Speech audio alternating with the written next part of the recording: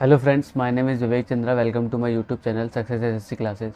जैसे कि आपको पता है, पॉलिटी के टॉप 100 क्वेश्चंस की सीरीज़ चल रही थी। उसमें हम चौथा पार्ट कर चुके हैं। आज पाँचवें पार्ट के बारे पाँचवें पार्ट करेंगे। मैंने पिछले पार्ट में भी 20 या 22 क्वेश्चन कराए थे। उन क्वेश्चंस को आप देखें। तो इस वाले पार्ट को शुरू करते हैं। शुरू करने से पहले मैं आपसे बोलना चाहूँगा कि सब्सक्राइब करना ना भूलें और बेल आइकन को दबा दें, जिससे कि जितने भी मैं वीडियोज़ बनाता हूँ वो आप तक पहुँच जाए आराम से। तो चलो स्टार्ट करते हैं। क्वेश्चन नंबर फर्स्ट क्या कह रहा है? क्वेश्चन नंबर फर्स्ट कह रहा है, सरकार के संसदीय रूप का विचार कहाँ से लिया गया है? तो सरकार के जो संसदीय रूप का विचार कहाँ से लिया गया है? ब्रिटेन से। अब ब्रिटेन से और क्या लिया गया है? ब्रिटेन से एकल नागरिकता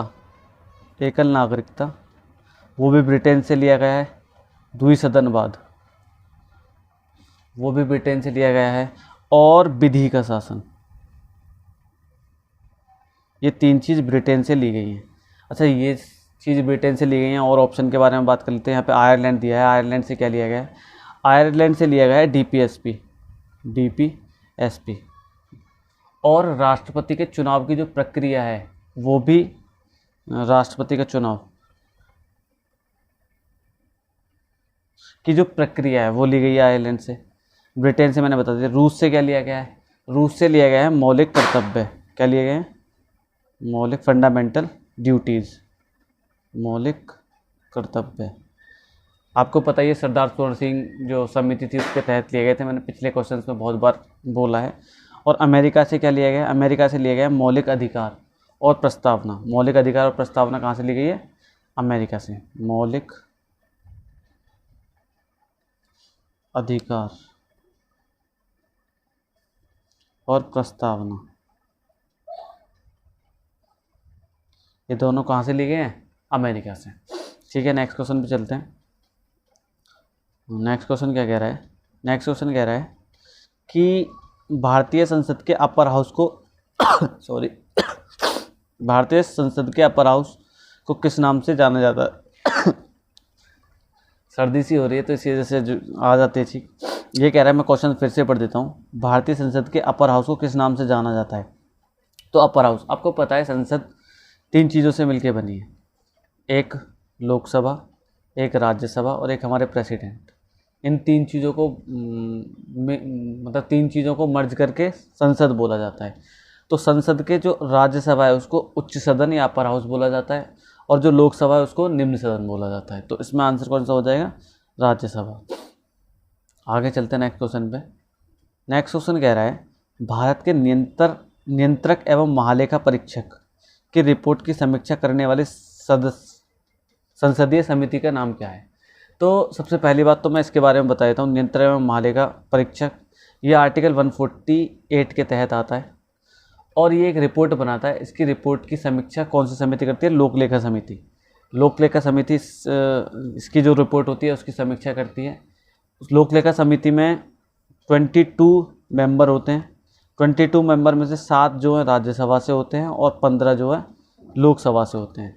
और एक बात और होती है, इसका हेड जो चुनता है वो लोकसभा अध्यक्ष चुनता है। और जो भी विपक्ष का नेता होता है, ये परंपरागत चला आ रहा है कि विपक्ष के नेता को चुना जाता है। और एक बात और याद रखनी है इसमें आपको, कि ये जो इसकी लोकलेखा समिति की जो ये जुड़वा बहन प्राक्कलन समिति को बोला जाता है।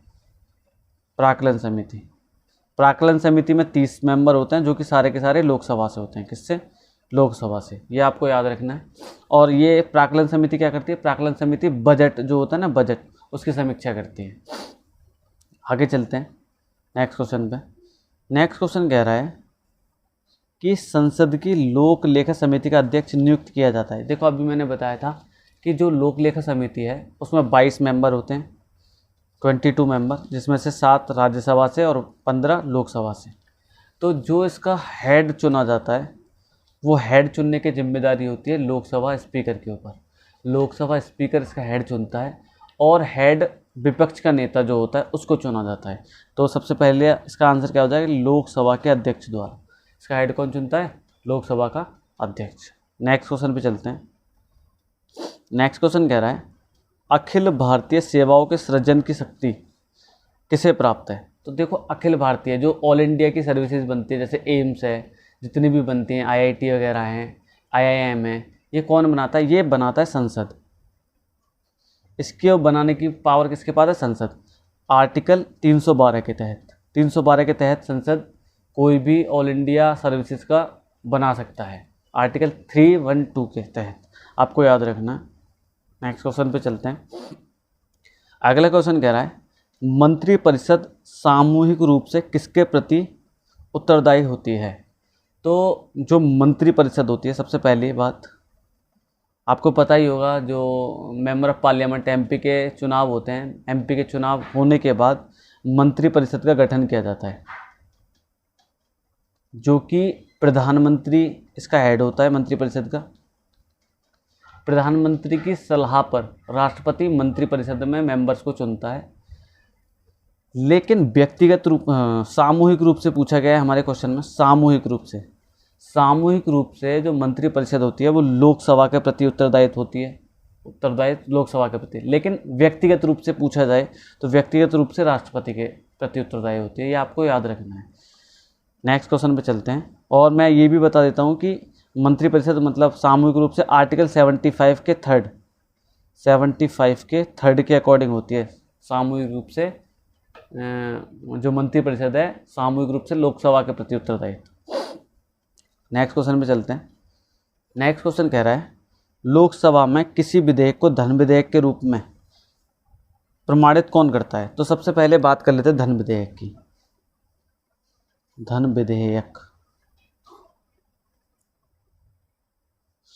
धन विधेयक आर्टिकल 110 के तहत आता है, सबसे पहली बात। और कोई भी विधेयक धन विधेयक है या नहीं, ये डिसाइड लोकसभा स्पीकर करता है, लोकसभा स्पीकर। इसके अलावा और भी विधेयक हैं, एक दो के बारे में बात कर लेते हैं। जैसे धन विधेयक के बारे में मैंने बता दिया, आर्टिकल 110 के तहत लोकसभा स्पीकर इसको प्रमाणित करता है कि ये धन विधेयक है या फिर नहीं। इसके बाद एक आता है साधारण विधेयक। और ये और ध्यान रखना, जो धन विधेयक होता है इसकी शुरुआत हमेशा लोकसभा से होती है। कहाँ से? लोकसभा से शुरू होगी धन विधेयक की शुरुआत। पहले लोकसभा में पारित होगा, फिर राज्यसभा के पास भेजा जाएगा, 14 दिन तक राज्यसभा रख सकती है, फिर राष्ट्रपति के पास, जैसे ही सब तरफ से पारित हो जाता है और ये फिर पारित हो जाएगा। इसके बाद मैंने बताया साधारण विधेयक। साधारण विधेयक आता है आर्टिकल 107 के तहत। साधारण विधेयक को किसी भी सदन से हम स्टार्ट कर सकते हैं, ऐसा कोई रूल नहीं है कि लोकसभा से स्टार्ट होगा या राज्यसभा से। आर्टिकल 107 के तहत आता है, किसी भी सदन से इसको स्टार्ट कर सकते हैं साधारण विधेयक को। इसके बाद आता है एक वित्त विधेयक।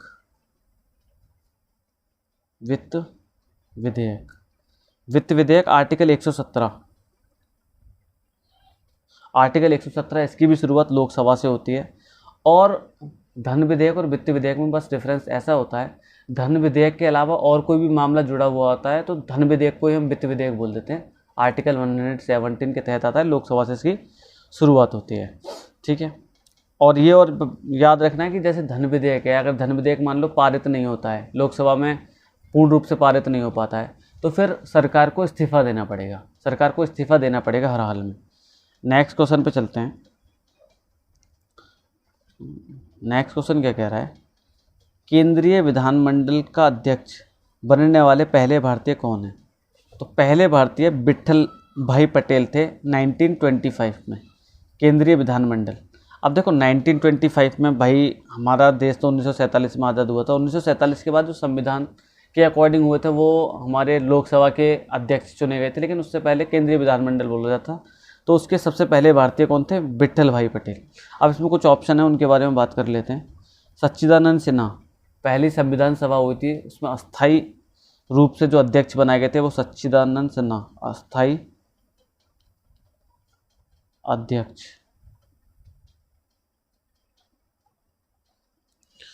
GB Mavalankar, Lok Sabha speaker, first Lok Sabha speaker. Doctor Rajendra Prasad, first president. तो ये मैंने चार ऑप्शन के बारे में डिस्कस कर लिया। आगे चलते हैं नेक्स्ट क्वेश्चन पे। नेक्स्ट क्वेश्चन कह रहा है स्वतंत्र भारत की लोकसभा का पहला अध्यक्ष, जैसे मैंने अभी बताया था जीबी मावलंकर। सबसे पहले कौन थे? जीबी मावलंकर। जीबी मावलंकर कब से कब तक थे? 1952 से 56, 1952 से 56 तक अध्यक्ष बने रहे थे। आगे चलते हैं नेक्स्ट क्वेश्चन पे। नेक्स्ट क्वेश्चन क्या कह रहा है? नेक्स्ट क्वेश्चन कह रहा है भारतीय संविधान के अनुसार संसद के दोनों सदनों का अधिवेशन एक वर्ष में कम से कम कितनी बार बुलाना जरूरी है? तो सबसे पहली बात मैं इसका आंसर बता देता हूँ। इसका आंसर है 2 बार। अगर भारतीय संविधान के अकॉर्डिंग संसद के अधिवेशन की बात करें तो 3 प्रकार के अधिवेशन होते हैं। कितने? 3 प्रकार के। पहला अधिवेशन होता है बजट का अधिवेशन। बजट का अधिवेशन फरवरी से मई चलता है। मैं इसको थोड़ा सा क्लियर कर लेता हूँ। 3 अधिवेशन होते हैं। फर्स्ट बजट, जो कि फरवरी से मई चलता है। दूसरा अधिवेशन होता है वर्षाकालीन अधिवेशन, जो कि चलता है जुलाई से सितंबर। ठीक है। तीसरा अधिवेशन होता है थर्ड शीतकालीन अधिवेशन, जो कि नवंबर से दिसंबर तक चलता है। ये 3 अधिवेशन होते हैं। तो 3 अधिवेशन में से जो राष्ट्रपति होता है वो एक अधिवेशन खत्म होने के साथ ही दूसरा अधिवेशन बुलाता है। तो 6 महीने के अंदर मतलब 2 अधिवेशन कराना आवश्यक है। तो इसका आंसर कितना हो जाएगा? भारतीय संविधान के अनुसार संसद के 2 सदनों का अधिवेशन एक वर्ष में कम से कम कितनी बार बुलाना जरूरी है? 2 बार। नेक्स्ट क्वेश्चन पे चलते हैं। नेक्स्ट क्वेश्चन क्या कह रहा है? देखो, नेक्स्ट क्वेश्चन समझना पड़ेगा, थोड़ा सा सही है। मैं इसमें कई सारी चीज़ें डिस्कस करूँगा। ये कह रहा है भारतीय संसद राज्य के किसी विषय पर कानून बनाने के लिए सक्षम है। मतलब संसद को कानून बनाना है किस पे? राज्य पे, राज्य के किसी विषय पे। तो किस किस केस में कानून बना सकता है? देखो, सबसे पहला आर्टिकल 250 के तहत जो केंद्र सरकार है वो राज्य के किसी भी विषय पर कानून बना सकता है। कब? जब आपातकाल लगा हो, मतलब आर्टिकल 352 लागू हो। 352 लागू होने पर 250 के तहत जो केंद्र सरकार है वो राज्य पे कानून बना सकती है, पहली बात। दूसरी बात, आर्टिकल 249 में क्या है? आर्टिकल 249 में बोला गया है कि जो राज्यसभा के मेंबर हैं 2/3 रूप से बोल दें किसी भी राज्य सूची पे कानून बनाने के लिए, तो केंद्र सरकार कानून बना सकती है। तीसरी बात, आर्टिकल 252 के तहत बोला गया है कि जो 2 या 2 से ज़्यादा राज्य किसी केंद्र सरकार को अनुरोध करें कि भाई इस चीज़ पे कानून बनना चाहिए, तो केंद्र सरकार कानून बना सकती है आर्टिकल 252 के तहत, 2 या 2 से अधिक। तो मैंने 3 चीज़ें बताई हैं। एक आर्टिकल 250 जिसमें केंद्र सरकार कानून बना सकती है जब आपातकाल की घोषणा लागू हो। फिर 249 में राज्यसभा के मेंबर 2/3 रूप से एक विधेयक पारित करें तो कानून बना सकती है। और आर्टिकल 252 2 या 2 से अधिक राज्य आग्रह करें केंद्र सरकार से कि इस विषय पे कानून बनना चाहिए। नेक्स्ट क्वेश्चन पे चलते हैं। नेक्स्ट क्वेश्चन कह रहा है किस सदन में अध्यक्ष उस सदन का सदस्य नहीं होता है। तो सबसे पहली बात, जो लोकसभा के बारे में बात करते हैं, लोकसभा स्पीकर लोकसभा का मेंबर होता है, जो कि निर्वाचित जो भी पार्टी होती है उसका जो हेड बनाया जाता है वो उसी में से बनाया जाता है। दूसरा है राज्यसभा। देखो, यही इसका आंसर है। राज्यसभा में उपराष्ट्रपति राज्यसभा का मेंबर नहीं होता है, जबकि लेकिन हेड होता है। उपराष्ट्रपति हेड होता है राज्यसभा का आर्टिकल 89 के तहत। आर्टिकल 89 के अकॉर्डिंग राष्ट्रपति राज्यसभा का हेड होता है। और विधानसभा में भी विधानसभा का हेड विधानसभा का मेंबर होता है, और विधान परिषद में भी विधान परिषद का हेड जो है वो विधान परिषद का मेंबर होता है। बस केवल राज्यसभा में नहीं होता। आर्टिकल 89 के तहत उपराष्ट्रपति होता है पदेनाध्यक्ष। नेक्स्ट क्वेश्चन पे चलते हैं। देखो, नेक्स्ट क्वेश्चन है लोकसभा का कार्यकाल कितनी बार 6 वर्ष तक बढ़ाया गया है। तो इसका आंसर है 1 बार। कब बढ़ाया गया था? 1975 में। आपातकाल लगा हुआ था, आपातकाल लगा दिया था, इंदिरा गांधी की सरकार थी, इंदिरा गांधी ने आपातकाल लगा दिया था। तो आर्टिकल 83 के तहत हम जब आपातकाल की स्थिति में लोकसभा की जो अवधि है उसको 1 साल तक बढ़ा सकते हैं, और ये एक ही बार कर सकते हैं हम, ऐसा नहीं कि बार बार कर सकते, एक बार कर सकते हैं। और ये चीज़ सही कब करी गई थी? 44 अमेंडमेंट में इसको सही कर दिया गया था। 42 अमेंडमेंट हुआ था, उसमें इसको कर दिया था, मतलब लागू कर दिया था इंदिरा गांधी ने। लेकिन 44 में जैसे ही उनकी सरकार हटी थी तो 44 में फिर से इसकी जो अवधि थी, समय अवधि थी, वो 5 वर्ष कर दी गई थी। तो नेक्स्ट क्वेश्चन पे चलते हैं।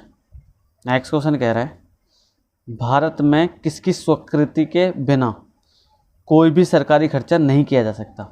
तो मतलब जैसे सरकारी पैसा अगर खर्च करना है तो संसद की अनुमति लेनी ज़रूरी है। बिना संसद की अनुमति के हम ऐसा नहीं कर सकते। संसद की अनुमति से हमें एक विधेयक पारित कराना पड़ता है जिसको बोलते हैं विनियोग विधेयक। विनियोग विधेयक, विनियोग विधेयक, जो कि आर्टिकल 114 में है। आर्टिकल 114 में अगर संसद से इस विधेयक को पारित करा लेते हैं तो हम संचित निधि से, या आकस्मिक निधि एक होती है, उससे पैसा निकाल के हम किसी भी जहाँ पे हमें खर्च करना होता है वहाँ पे खर्च कर सकते हैं। मतलब संसद की अनुमति लेनी ज़रूरी है। नेक्स्ट क्वेश्चन पे चलते हैं। देखो नेक्स्ट क्वेश्चन कह रहा है, कौन सा अनुच्छेद संसद को राज्य सूची के विषय पर कानून बनाने का अधिकार देता है? अब देखो यह भी मैंने डिस्कस करा था पहले, मैं फिर से बता देता हूँ, ये फिर से क्वेश्चन को पढ़ लो। तो कौन सा अनुच्छेद संसद को राज्य सूची के विषय पर कानून बनाने का अधिकार देता है? तो आर्टिकल 249। मैंने बताया था आपको, आर्टिकल 249 के तहत राज्यसभा के मेंबर 2/3 रूप से अगर किसी भी विषय पर एक विधेयक को पारित कर दें तो उस पर केंद्र सरकार को कानून या संसद को कानून बनाना पड़ेगा। तो मैंने बताया था 249 के तहत, और फिर मैंने इसके साथ साथ ये भी बताया था 250 के तहत जब आपातकाल की घोषणा हो तो केंद्र सरकार कानून बना सकती है। आपातकाल लगा हुआ होना चाहिए, तब आर्टिकल 250 के तहत बना सकती है। और आर्टिकल 252, जब 2 या 2 से अधिक कोई भी राज्य आग्रह करें किसी भी विषय पे कानून बनाने के लिए तो केंद्र सरकार कानून बनाएगी। नेक्स्ट क्वेश्चन पे चलते हैं। नेक्स्ट क्वेश्चन कह रहा है कि लोकसभा के निर्वाचित सदस्यों की अधिकतम संख्या हो सकती है, तो आपको पता होना चाहिए कि 550 हो सकती है अधिकतम। आर्टिकल 81 के अकॉर्डिंग, आर्टिकल 81 के अकॉर्डिंग अधिकतम संख्या कितनी हो सकती है? 550। और इसमें कुछ खास क्वेश्चन में कुछ खास नहीं है। नेक्स्ट क्वेश्चन पे चलते हैं। अगला क्वेश्चन कह रहा है, निम्नलिखित में से लोकसभा की प्रथम महिला अध्यक्ष कौन है? तो आपको पता होना चाहिए, जब कभी भी लोकसभा के प्रथम महिला अध्यक्ष पूछा जाता था वो कौन है? मीरा कुमारी। मीरा कुमारी। ये कब थी? 2009 से 2014 तक। इसके बाद एक और बनी थी सुमित्रा महाजन। सुमित्रा महाजन वो सेकंड थी, सेकंड महिला थी जो कि लोकसभा की स्पीकर थी। नेक्स्ट क्वेश्चन पे चलते हैं। नेक्स्ट क्वेश्चन कह रहा है कि सदस्य संसद में अपनी सदस्यता गवा देगा यदि वह सत्रों में निरंतर अनुपस्थित रहे। कितने दिनों तक? तो इसका आंसर तो है वैसे 60 दिनों तक। 60 दिनों तक अगर कोई भी संसद का सदस्य है वो अगर संसद में नहीं आता है तो 60 दिनों के बाद उसकी जो मेंबरशिप है वो कैंसिल कर दी जाएगी। आर्टिकल 101 के 4 के तहत, आर्टिकल 101 का 4, इसके तहत उसकी मेंबरशिप कैंसिल कर दी जाएगी, मतलब वो संसद से सदस्यता गवा बैठेगा। नेक्स्ट क्वेश्चन पे चलते हैं। नेक्स्ट क्वेश्चन कह रहा है, हाउस ऑफ द पीपल को लोकसभा का नाम किस वर्ष दिया गया था? तो सबसे पहले जब कभी भी चुनाव हुए थे उस समय पे जो लोकसभा का नाम क्या हुआ करता था? House of the people. लेकिन 1954 में इसका नाम बदल के लोकसभा कर दिया था, 1954 में। तो आपको याद रखना है 1954 में। नेक्स्ट क्वेश्चन पे चलते हैं। नेक्स्ट क्वेश्चन कह रहा है, नेक्स्ट क्वेश्चन ध्यान रखना है। देखो ये कह रहा है, भारत के प्रधानमंत्रियों का निम्नलिखित में से कौन सा कालानुक्रम सही है? पहला है इंदिरा गांधी, फिर जवाहरलाल नेहरू, मोरारजी देसाई, चरण सिंह। तो इनके बारे में देखेंगे। सबसे पहले थे JL नेहरू, जवाहरलाल नेहरू, जो कि 1950 से, मैं शॉर्ट में लिख देता हूँ, 50 से 64 तक थे। 1950 से 64 तक, 1950 से 64 तक, ठीक है। फिर इसके बाद इंदिरा गांधी आई थी। इंदिरा गांधी 1966, मैं थोड़ा सा इसको साफ कर लेता हूँ। फिर आई थी इंदिरा गांधी। इंदिरा गांधी 1966 से 1977 तक रही थी पहले, जब आपातकाल की घोषणा लगी थी 1975 में। उसके बाद ये हट गई थी। फिर उसके बाद मोरारजी देसाई आए थे, जो कि 1977 से 79 तक रहे थे। फिर मोरारजी देसाई के बाद चौधरी चरण सिंह आए थे, जो कि 79 के लास्ट से 80 तक रहे थे। तो आपको पता होना चाहिए, सबसे पहले जवाहरलाल नेहरू, फिर इंदिरा गांधी, फिर मोरारजी देसाई और फिर चौधरी चरण सिंह। ये इनका क्रम है। तो आंसर देख लेते हैं क्या बनेगा इसका। सबसे पहले जवाहरलाल नेहरू, ये फर्स्ट पे आएंगे, मतलब सेकंड नंबर वाले सबसे पहले आएंगे। फिर फर्स्ट पे ये, सेकंड पे इंदिरा गांधी, तो और थर्ड पे मोरारजी देसाई और फोर्थ पे चौधरी चरण सिंह। तो इसका आंसर कौन सा हो जाएगा? सी। नेक्स्ट क्वेश्चन पे चलते हैं। अगला क्वेश्चन है, वह प्रधानमंत्री कौन है जिन्होंने अपने कार्यकाल के दौरान संसद के अधिवेशन में भाग ही नहीं लिया था? तो जैसा कि मैंने बताया था अभी कि चौधरी चरण सिंह थे, जो कि 79 से लेके 80, मतलब लास्ट 79 से अर्ली 80 तक रहे थे। तो ये एकमात्र ऐसे प्रधानमंत्री हैं जिन्होंने किसी भी अधिवेशन में भाग नहीं लिया था, संसद के किसी भी अधिवेशन में भाग नहीं लिया था। तो इसका आंसर कौन सा हो जाएगा? चौधरी चरण सिंह। नेक्स्ट क्वेश्चन पे चलते हैं। नेक्स्ट क्वेश्चन कह रहा है, यदि संसद किसी विशिष्ट उद्देश्य के लिए कोई समिति नियुक्त करे तो उसे कहते हैं।